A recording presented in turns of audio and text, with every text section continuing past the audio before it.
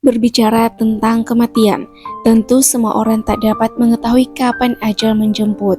Kematian merupakan rahasia Allah Subhanahu wa Ta'ala yang tak ada satu orang pun mengetahui kapan datangnya kematian.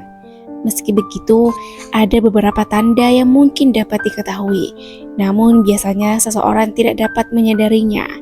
Tanda kematian tersebut bisa dilihat dari 7 hari, 3 hari, hingga sehari sebelum kematian. Berikut tanda-tanda ajal akan menjemput. Yang pertama, 7 hari sebelum kematian.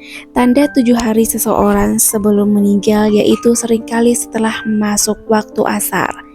Tanda kematian ini hanya diberikan Allah Subhanahu wa Ta'ala terhadap orang yang diuji Allah dengan sakit.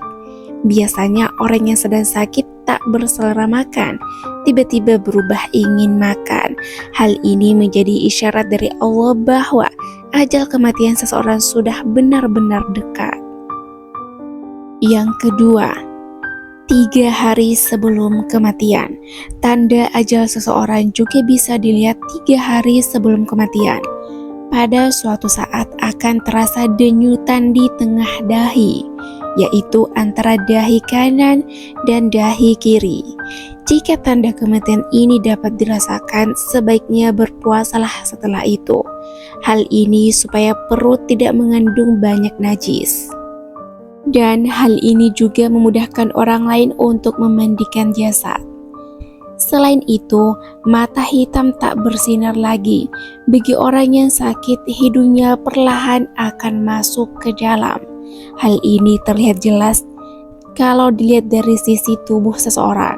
Tak hanya itu, telinga juga akan layu dan berangsur-angsur masuk ke dalam. Tapak kaki tegak berangsur-angsur lurus ke depan dan sukar untuk ditegakkan lagi. Yang ketiga, sehari sebelum kematian. Tanda kematian ini juga terjadi setelah waktu asar, di mana seseorang akan merasakan denyutan di bagian ubun-ubun. Hal ini menandakan seseorang sudah tak sempat lagi melihat waktu asar di keesokan harinya. Tanda yang terakhir adalah akan merasakan sejuk di bagian pusat, lalu turun ke pinggang dan akan terus naik ke bagian halkum.